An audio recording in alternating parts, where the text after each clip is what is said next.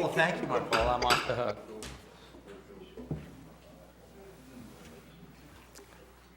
Okay, so we're gonna get started. I believe the videotape is working. Let's see, who ended the last? Okay, so you're gonna start first. Okay, welcome to Albion.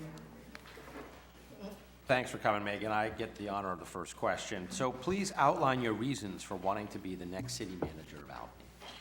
So I've worked in public service for 17 years. I have worked my way up, and so I've been able to work on projects that are very close to citizens in the community. And I've worked very closely with city managers and executive level staff in the organization. I have a lot of background with policy, project management, budget, finance. And I feel like it's just been always moving in this direction to work in city administration. I really enjoy public service. It's something that I feel very strongly about. It's something that my family has been involved with for a long time.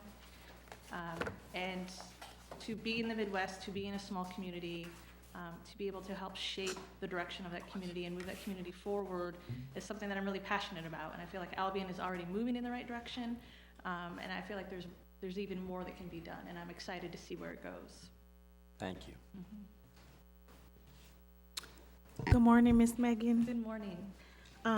Based on your research and understanding of the city, what do you believe are the most important opportunities and challenges for the city in the near term, and how would you approach these? I think economic development is something that has to be addressed, and something that you're currently addressing, and I think it needs to continue to be a focus. There needs to be a strong workforce that can fill jobs when businesses can be recruited to move here. And so I think that has to be another component, working closely with the school board, with educational facilities to make sure you meet training requirements so that you can recruit businesses to move here with confidence that there'll be a workforce that can do the job. I think you have to look at housing. I think there's a holistic approach, but I think the revitalization of your downtown is a great first start. You need to have a thriving downtown, I think, in order to have a thriving community.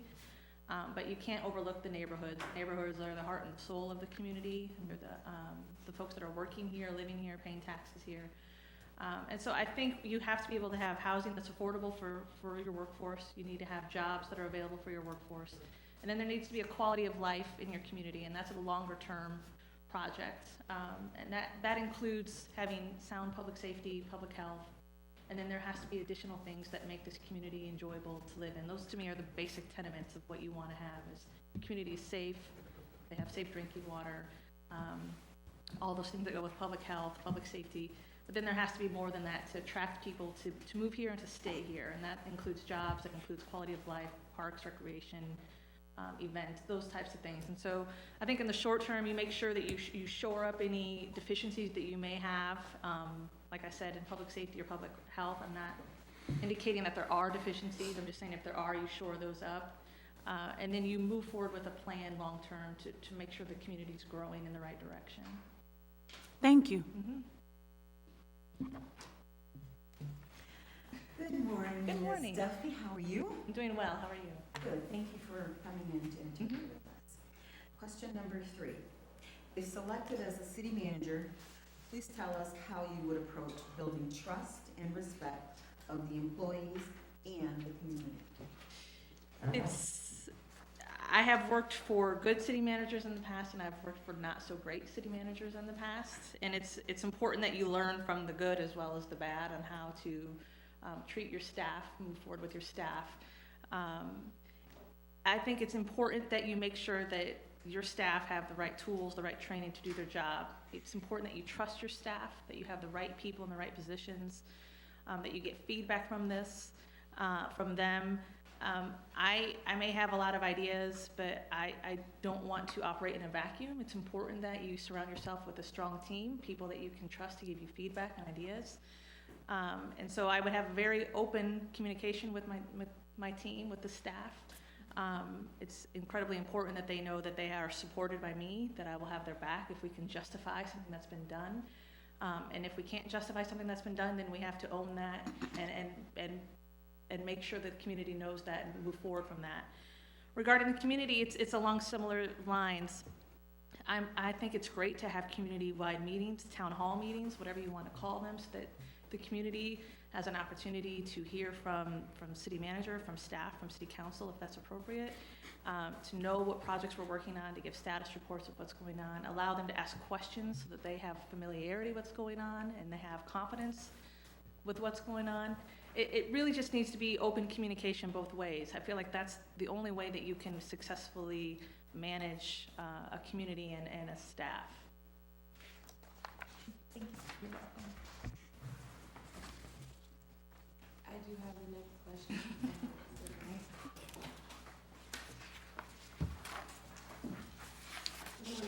Good morning. Please describe in detail your approach to municipal budgeting, including the process you will use to communicate important budget objectives to the city council. So budgeting is sort of the building block of municipal government. It sort of indicates where your priorities are as a community. And so it's vitally important that everyone is on the same page. We may not all agree on specifics in the budget, but there needs to be a consensus about what's going on, where our priorities are in the community.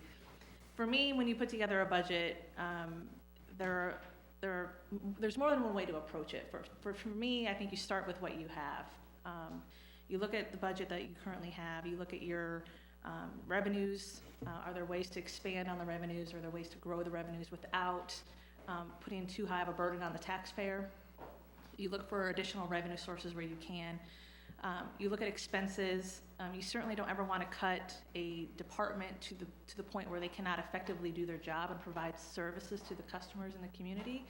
But you look for efficiencies. You look for ways to try to reduce expenses when and where you can. And I think it's having an open and frank conversation with your staff, with your directors that report to you, finding ways to, like I said, find efficiencies.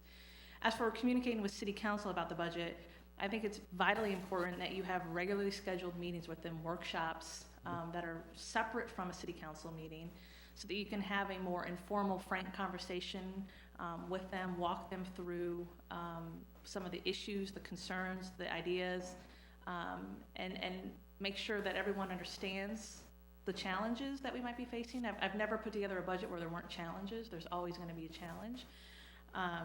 But work with them to make sure that we're all on the same page, and understand that some things might have to be put off, some projects might need to be phased, but make sure that we're all on the same page moving forward, and make sure that they are comfortable with that budget moving forward. Thank you. Mm-hmm. Welcome. Thank you. The city is very interested in improving its success in applying for, receiving, and administering grants for important city priorities.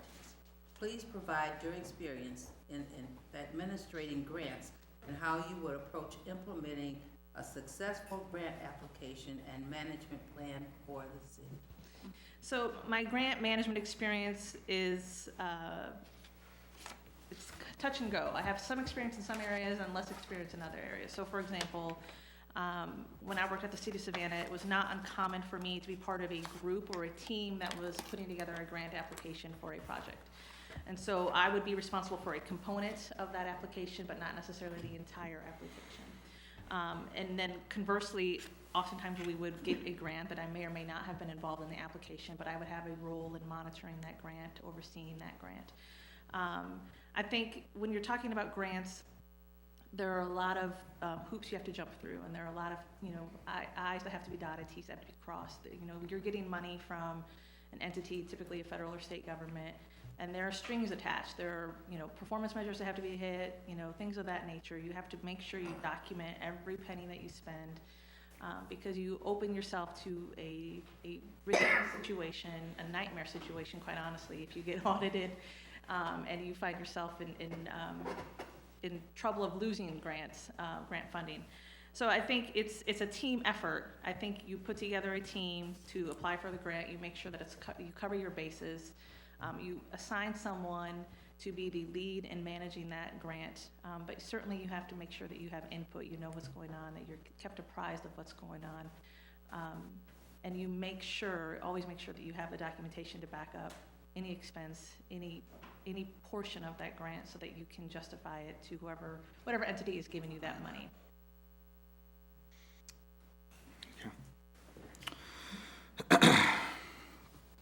What do you consider as essential in the relationship between a city manager and the city council, and how will you facilitate a productive relationship with the city council? Open communication, understanding the roles that we have, having a mutual respect and understanding of the roles that we have in the community, and certainly trust in my ability to work with staff to move your policy and vision and agenda forward. I think those are the key things that have to happen to have an effective relationship between a city council and a city manager. It's tempting at times to get bogged down in details, to lose the mission of what we're trying to do. And so I think in those moments, you have to be able to have an honest conversation with city council, whether that's one-on-one with a certain member that maybe is not jiving with you in any particular moment, or it's the council at whole. And certainly I would expect the same thing if you're disappointed in what I'm doing or what the staff is doing. I would expect that same communication back to me. If we're working in isolation of each other, that we're not going to be able to effectively move any agenda forward. Thank you.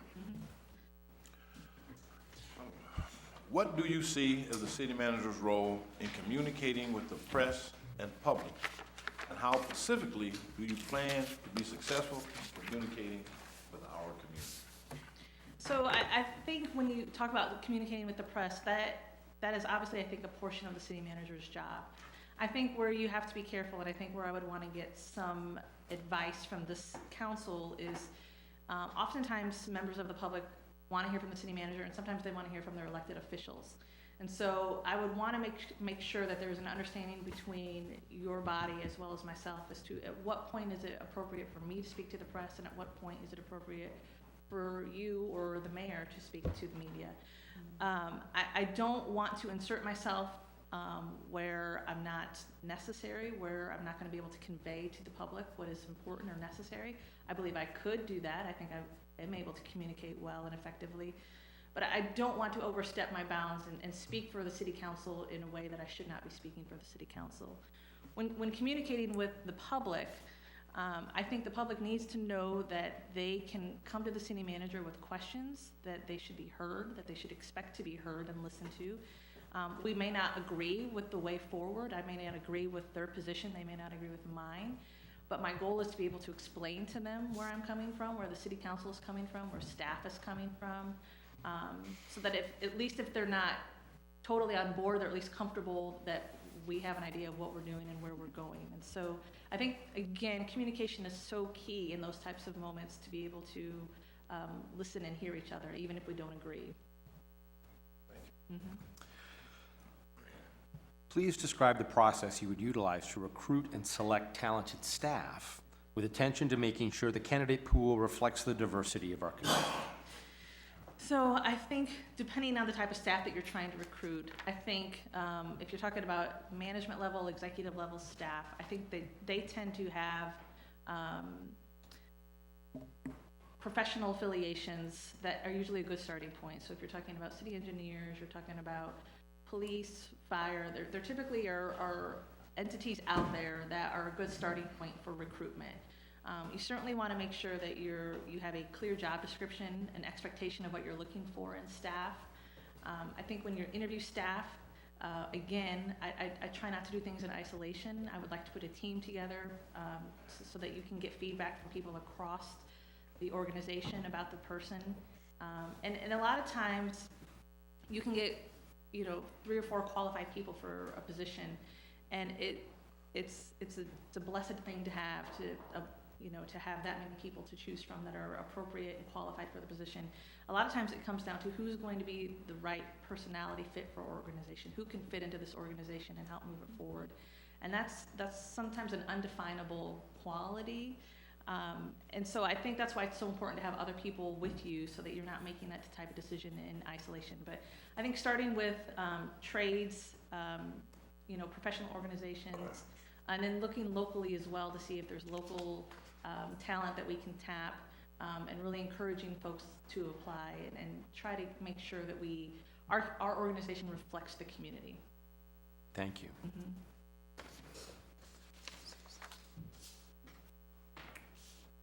Please describe a situation you've handled where the community faced a contentious issue with strong, diverging opinions and what did you learn from this experience? So one of the very last projects that I was tasked with before I left the city of Savannah was to try to restore confidence in our city's utility billing. We had been moving and transitioning to a new billing software in our revenue department, specifically for utility billing. It was actually the last piece to be phased in. We had already phased in property tax and business license.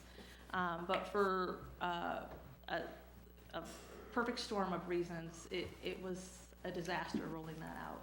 And bills were incorrect, and instead of getting, it was a 30-day billing cycle, and instead of getting a bill every 2 months, people were not getting a bill for 4 or 5 months, and then when they did get a bill, it was obviously much higher than they were expecting, and so it created a crisis in certain aspects of the community where they were suddenly getting bills that they weren't prepared for.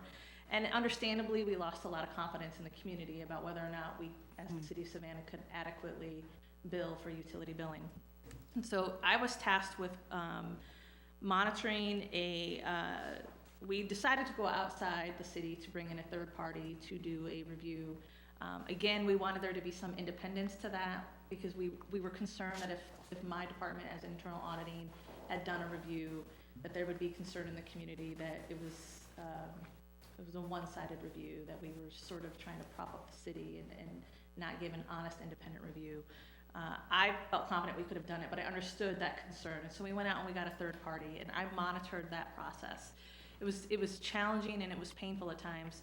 We were looking for key things. Were people overbilled? Because that was a huge concern in the community, that people were not being billed properly. Were people overbilled? Had we fixed the problems? Could we move forward with confidence that this was not going to continue to be an issue? We did find a small handful of people who had been improperly billed, and so those items had been fixed. And we were confident to say that we had fixed the problem. It was very highly, there were a lot of people in the community who, you can understand, were very, very upset. This was a contentious issue. It was in the press on a regular basis. And it was something we just had to work through. I cannot say that we had restored 100% confidence by the time I left. Like I said, it was one of the very last projects I worked on when I left. But I think it helped to restore some semblance that we had fixed the problem, we were moving forward, and I think that it helped to reestablish some of the confidence, although it wasn't maybe entirely there by the time I left. Thank you.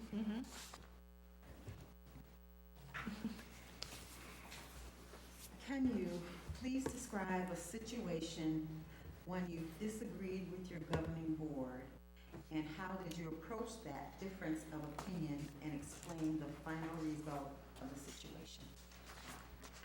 So I, as the director of internal auditing, had some buffer, so to speak, from the city council in the city of Savannah.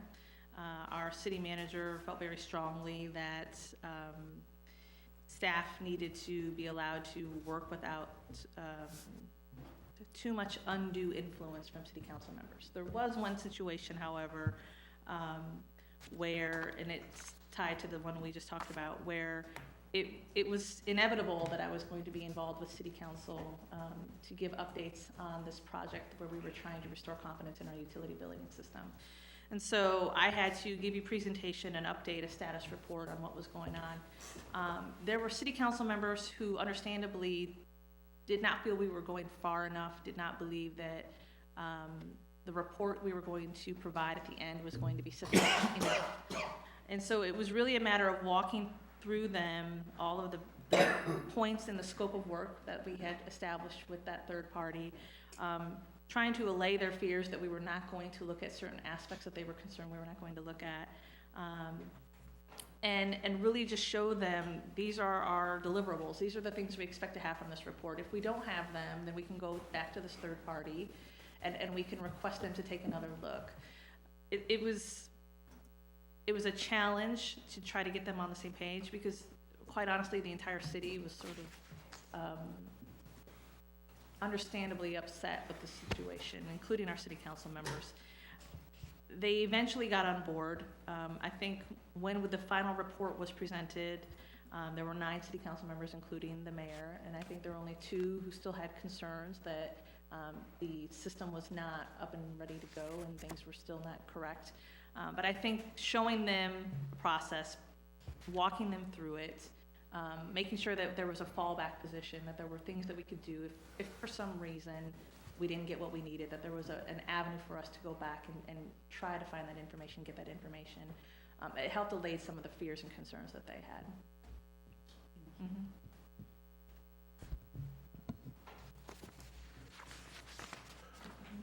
If someone were to Google search you, what would they find regarding your past public positions? And is there any information or background you would like to provide regarding the publicly available information about you? They are welcome to Google me. I can't imagine they're going to find too much that's exciting. I worked at the state of Illinois for 3.5 years. I can't imagine they're going to find anything relative to that position. I did work at the city of Savannah for 13 years, and in that role, they may find some information in some newspapers, some media, about projects that I worked on, audits that were high priority, high profile, results that might have been in the newspaper.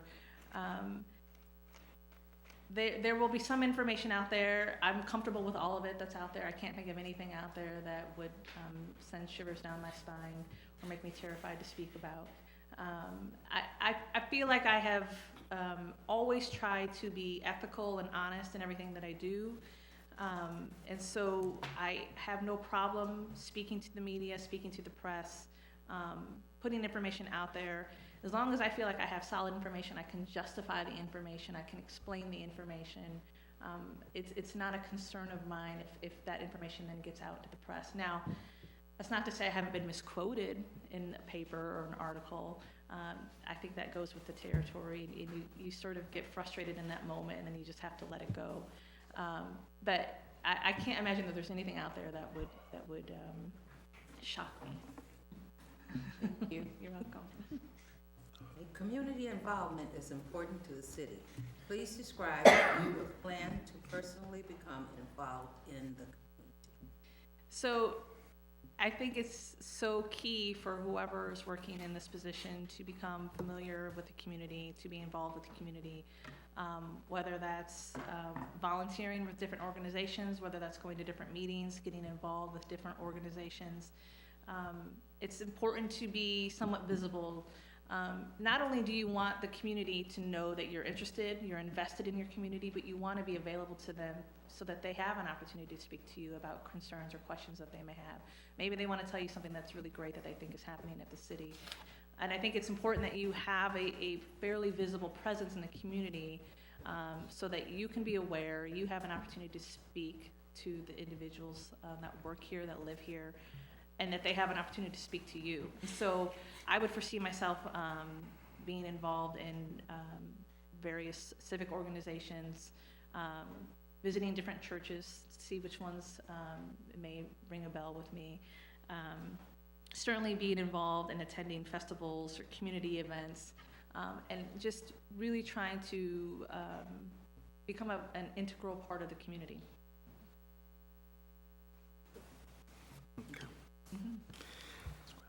If selected as the next city manager, what do you predict your tenure would be? I am not someone who jumps around with careers. I think if you look at my resume, you'll see that I've really only worked for 2 entities since I finished graduate school. That's the state of Illinois and the city of Savannah. So I can't imagine or anticipate any reason why I would accept a position here, move here, start a career here, and then decide that I want to leave after a year or 2. I can't make promises or guarantees as to for how long I would be here. I don't know what changes in life could happen or changes in this organization could happen. But I am someone who really enjoys getting involved, creating a great working relationship with my colleagues, looking at a project and trying to see it through to fruition. And that generally doesn't happen in a year or two. That generally takes time. And so I'm someone who likes to try to see that through to the end as much as I can. Again, I can't say with certainty what life may have in store for me, but I think if you were to look at my resume, you would see that I'm not someone who just hops from career to career, community to community. Okay. So we've gone through our Yes. standard questions, so I have a question that we're gonna open up for the rest of the council. If you had to explain to a resident, council manager form of government, how would you describe that, how it works, the essentials of it to a citizen? So I would say that a council manager form of government is a form of government where you hire a professional city manager to run the day-to-day operations of the city. And the benefit of that is that there is someone at the wheel who's keeping up with all of the things in the community that need to be kept up with. Elected officials certainly have a role. They are there to provide a vision, to pass a budget, to help implement policy, determine policy for the organization. They are there to help steer and push us in the right direction. But we all know elected officials generally have other full-time jobs. They have commitments in the community as elected officials. And so the expectation that they would have the time or to keep their eye on a specific small project in the organization, it's unfair to them, it's unfair to you, and so that's why you hire a professional to help oversee that. So I would say that my role is, so if we were in the business world, you're the board of directors and I'm the CEO. I'm there to do your bidding and to work with staff, to make sure that the vision that you see for this community is what's happening on the ground with staff in the budget. It's reflected in the budget, in the comprehensive plan, those types of things. Thank you. Councilman Burns. This is a totally fictional, hypothetical Hollywood movie I saw one night. I'm very serious. Okay. I'm trying to piggyback off question number 10. And this was about a snake in the grass mayor who had 3 crony council people who would continue to attempt to micromanage your city manager position in a city manager type of government. How would you handle it? That is not a unique situation. When I've worked at the city of Savannah, I think every city council has gone through growing pains with the city manager to try to establish what's an appropriate level of involvement in the staff, in the day-to-day operations of the city. It is a fine line. It is sometimes a tricky line to walk. I think, as I spoke yesterday, it's really important that everyone at the table understands their role in the organization, and every role is important and unique. And so I see the city council, as I said, establishing policy, creating a vision for this community, moving it forward. I understand why they might want to get involved in day-to-day operations. They might have questions about things. But it could be well-meaning, it could be well-intentioned, but it can divert staff away from their existing work plan. It can create unease with staff. If staff is getting direct questions from city council or directed to do things from city council, but they've been directed by me or another supervisor to do something else, it can create confusion in the staff. And so I think there needs to be a clear delineation of who's going to be responsible for what. And if it continues to be an issue, then I think it's, again, one of those issues where there has to be open communication. Where are we missing an opportunity to get on the same page? I suspect that it will be an issue at some point, because, like I said, I've never seen a city council with the city manager that it hasn't been an issue. But I think it can be detrimental to the operation of the city, to the staff, if they feel like they're caught in the middle between a city council and a city manager who can't get on the same page with what their roles and duties are going to be. Thank you. Are there any further questions from council? So, I'm sorry, Councilmember Spicer. Just my question that I asked prior. If you, I'm not sure if you're aware, but we have been without a city manager for approximately 6 months. If you are the successful candidate for this position, can you give us a time frame, an approximate start date?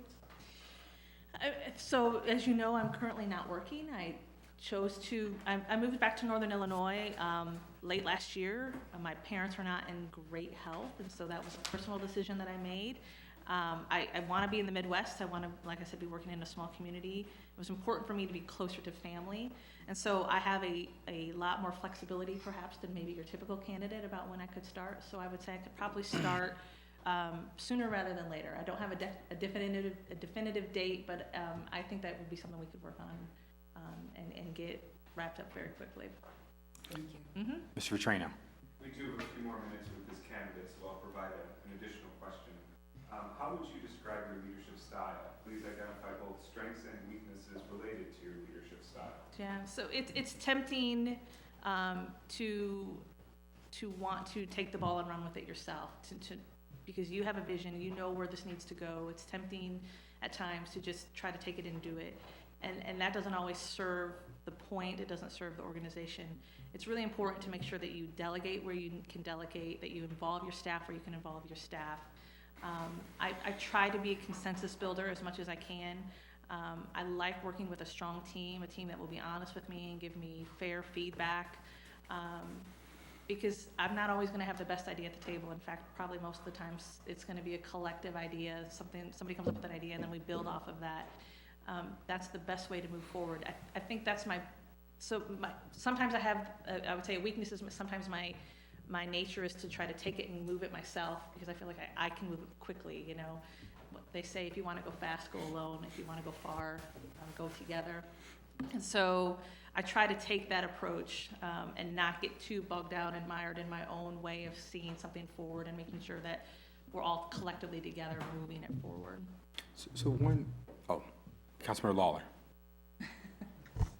Thank you, Mayor. I just decided to ask a question, but I've asked this question to another candidate, but as far as low-income families, they feel like they are left out. How would you, go to them and make them feel like that, they are a part of this community, whether they work at McDonald's, Burger King, or whatever? Every job is vital to a strong community, whether it's someone who's, like you're saying, is working in an entry-level job, or someone who's a professional or a professor at the college. Every position is necessary for a well-moving, well-oiled community. It's understandable why I think a low-income family would feel left behind, especially when you see a revitalization of a downtown that maybe they don't live near or don't visit as often as maybe some other members of the community. I understand that concern. Again, I would say, I think you have to have a thriving downtown to have a thriving community, and I think it's important to convey to all members, all the citizens that live and work here, that they will not be forgotten. I think there are things that you can do to try to make sure that there are parks within walking distance of most homes and communities in the community, so that there's a place where you can take your children to play and it's safe. And that there are sidewalks that you can walk on and push a stroller or a wheelchair or whatever the case may be. That you have streets that are paid attention to. And we know that it's not going to happen as quickly as we all want. There's only so much money, so much time. But to make an effort that you're not just focusing all of your attention in one specific area of town, and that you are moving projects forward in all areas of the town, that we haven't forgotten any members of the community, and that we all have a role to play, a vital role in the community. Thank you. So I have a question. So I don't know how much we still have time. Okay. So Albion's undergoing changes, and I think whenever you, I'll kind of bracket by saying this, what I understand from one of your previous roles with the audit thing, that wasn't necessarily like a financial auditing thing. It was more about kind of benchmarking and kind of outcome assessment? Is that the? For the utility billing or for? Or I'm just saying funding? for the role. Oh, it was financial as well. We did the Okay. monthly bank reconciliations for the whole Okay. organization, and we did financial audits as well as operational reviews. Okay, so the operational reviews part. So I'm sure when you went through these assessments and the reviews, you had to kind of lead change based on the information you received from that. And so I'm curious because, whenever there's change, there's going to be opposition and it can be organized, no less uninformed sometimes. What's your experience, or what strategies do you use to lead change and also deal with sometimes that remnant or part of a community that's, we've always done it this way, or they're uninformed about how things work? Yeah. How do you deal with misinformation if you're Yes. trying to lead change? So change is scary. I understand that. I get that. It's an unknown. We don't know necessarily how it's all going to play out when we make a change. I used to cringe when I would go in and do operational audits or reviews, and I would ask a question, well, why do you do it this way? Well, this is how we've always done it. It's an answer, it's an easy answer, and sometimes that's the correct answer. And sometimes it is the best way to do it, the way that they're doing it, but sometimes it's not. Sometimes there's a better way. Sometimes there's new technology, new software, new ideas that we just haven't thought about. We haven't considered putting them into play. And when you try to move one of those forward, you absolutely are going to get resistance, especially from folks who have been doing it this way for 10 years, 15 years, 20 years. I think it's so important to make sure that they are involved in the conversation before you roll something out. They need to be able to ask questions, have feedback. They need to be properly trained if you're going to change the process. If you leave staff out there without proper training and then expect them to be able to work to the same levels they were before, you're setting them up for failure, and it's not fair to them.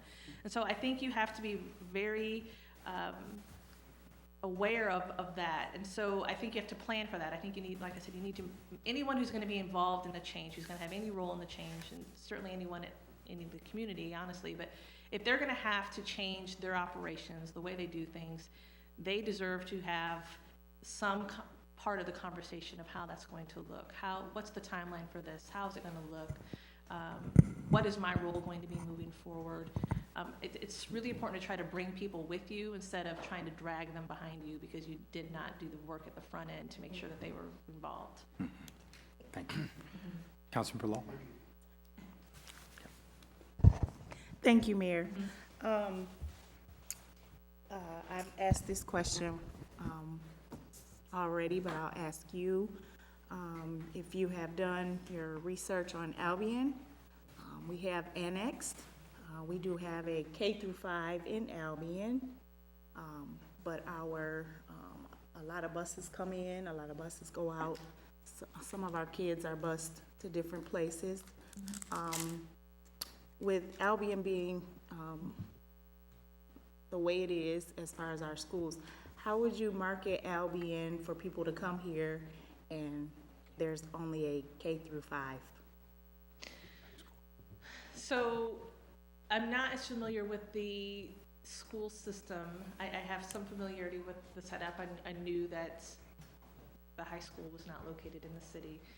I think the most important thing, especially if you're a family or you're planning to start a family, is to know that there is a good school district. I think how much time a child spends on a bus will certainly have a role in whether or not a family wants to relocate here or stay here. If their child's going to be spending an hour in the morning and an hour at night on the bus. I think that's when you work with the local school board to come up with a plan.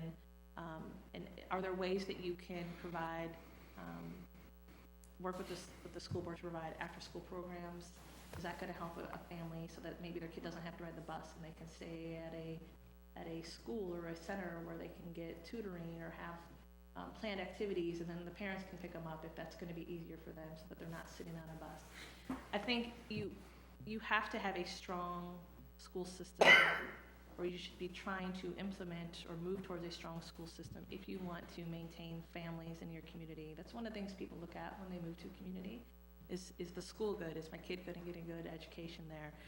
I think if the school is not physically located in the town, but it is a good school, I think parents are willing to overlook that their kid might have to ride a bus. But if the busing situation becomes out of hand, like I said, then you have to come up with alternatives. And that's when I think you have to work with the school board to see if there are facilities in the city that can be used to help offset that problem, to help the citizens in your community. Thank you. Are there any further questions from council? Councilmember French. Thank you. Number one employer in the city of Albion is Albion College. Can you talk to me about any experience you've had with dealing with institutions of higher education? Yes.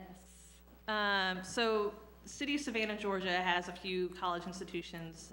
One in particular is called the Savannah College of Art and Design. If you hear me say SCAD, that's what I'm talking about. I'm used to just calling it by its acronym. SCAD has a non-traditional campus, and so what they did when they were created about 30, 40 years ago was they started identifying dilapidated buildings in the downtown area, larger buildings that had sort of been left vacant, purchasing them, fixing them up, turning them into classrooms, administrative buildings, sometimes student housing.